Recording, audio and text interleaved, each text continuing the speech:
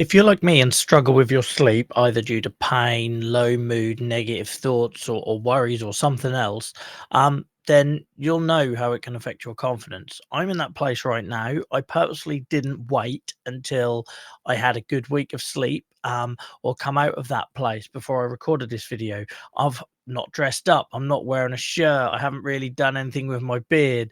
I think it's really important that when we talk about these experiences, we capture them in the moment so we can get that candid, raw experience to try and educate others, but also help other people feel less alone, like they are not struggling or failing. You are struggling. I'm struggling right now, but not failing. Because that's how it can make you feel. When my sleep is impacted, like it is at the moment, it saps all of my confidence. I feel like I'm failing as a person, as a dad, as a husband, as an employee. I feel like I have to cancel things and not have fun, not do anything that brings me joy, because I'm not sleeping and because I'm not running at optimal, because maybe I'm not getting as much work done as I should do or helping around the house as much as I should do. And that ends up being like a self sabotaging cycle. So by then removing the things that bring me joy, just make my mood worse, which then lead to more negative thoughts, which then lead to less sleep, and it just goes and goes and goes. So I'm in that place. I'm on day 5 of not really sleeping more than 2 or 3 hours a night. It's absolutely killing me, and probably in the long run it is. Um, and it's all negative thoughts. I'm in no pain. The easy answer for me to come on here and say, as an arthritis advocate, um, I'm in pain or I'm having a flare. I'm not. It's completely mental on this occasion. I've had my fair share of being up all night in pain. It's not, it's mental. I've got nothing to be sad about. I've got nothing to be ungrateful for. I have a beautiful family. I have a good job. I have hopes and dreams and prospects and money in the bank. But my mind, for whatever reason this week, decided it wanted to tell me I'm a terrible person, and basically pushes you to a point where you don't want to be conscious anymore. You've had enough of trying to fight that constant battle. And for anyone that's had negative thoughts, it's exhausting. It's the most exhausting thing I've ever done. I would rather run a marathon than deal with this all day and night. And it leads you to making bad decisions because you just kind of want to fill the void to stop the negative thoughts, the intrusive thoughts taking over. So there is no point to this video other than I wanted to show up whilst I'm in the middle of that, whilst I'm on day 5. Today is currently Friday at the time of recording. I think on Monday night I went to bed at 4 5 a.m. Tuesday night 2 or 3 a.m. Wednesday night I don't think I went to sleep. One of them nights, they're all blurred into one, but Tuesday or Wednesday I didn't go to sleep at all. I just went straight through. Last night I went to sleep at 4 a.m. and because I've got a 5-year-old, he's up at 6 regardless, and you know needs to be looked after, and I have a dog to walk and all these sort of things. And then you're back at work and wondering how am I going to get through the 8 hours ahead, let alone the rest of the day. So I wanted to just show up whilst I'm in this moment to say it happens. You're not failing. You didn't do anything wrong. You didn't cause it.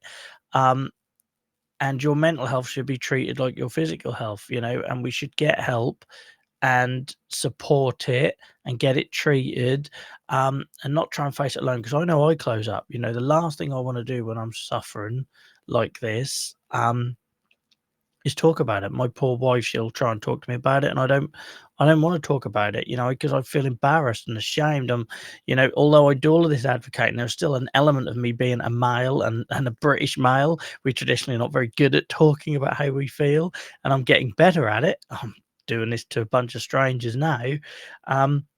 But I'm doing it more to help other people than help myself. Like it's a weird mindset, but it's true. So yeah, I just wanted you to know that this happens and it's okay. And that we can find ourselves at 2 o'clock in the morning just wanting an out and feeling very horrible and dirty and sick the next day. Sometimes I'll feel sick the next day about the stuff that went through my head in those small hours when I was getting desperate. So I'm not going to say it's okay because it's not. Nobody should have to experience it. It's horrible. But it doesn't make you abnormal or a failure or a freak or any of these words that you might get planted in your head by your own mind in these periods. And if I had to offer any advice, try and keep a routine if you can. So for me, it's still making sure I walk my dog in the morning, because if not, I would just lay in and then my sleep cycle would go all wrong. Try and keep a routine. Try and stay hydrated. If you're finding after half an hour of being in bed, you're not going to fall asleep, get up and do something. Knock something off your list. That's what works for me better than anything. So say I'm starting to get worries and things like that, get up, get something off your list, reply to that email, or they might not appreciate it if you send it at that time. But do the shopping or online shopping, or whatever that thing, get something off your shoulders so that tomorrow feels a little bit easier. And then I find if I go back to bed and try again, then more often than not, that'll help me. Exercise, fitness stuff if you can. Reading helps. Just fill your head. That is the only advice I can give. I'm not medically trained. This is just by experience. If I lay there staring up at the ceiling, things are only going to get worse. So write poetry, listen to music. Music is a really healthy escape. So I will often put on depressing or angry music, and some people would say, well, that's dangerous, and you're not going to lower your mood. No, it's giving me an out. It's taking all that stuff that's bottled in, and for me, it gets it out there. I have a cry or get angry, and then I'm good, and I can go back to bed and I go to sleep. So I'm not talking to you as an expert, because I'm currently, and I nearly used the word failing then, and I told you not to use it, but I currently suck at this week. I've had no more than 3 hours sleep on any given night since Monday, and it's now Friday. So I'm not here as an expert, because I'm not, and I never will be. It's a work in progress. But as a patient, I'm sharing this with you so that you can see somebody else reflected back who's knackered. I'm exhausted. I feel sick. I'm not eating.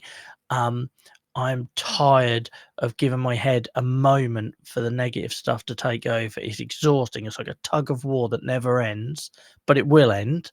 And it will end, because you've been here before, where you felt like it was never going to end, and then things got better, and they will get better. It might not be tomorrow, it might not be the next day, but they will get better. And then you need to hold on to that for the next time you're back, because these things are cyclical, unfortunately.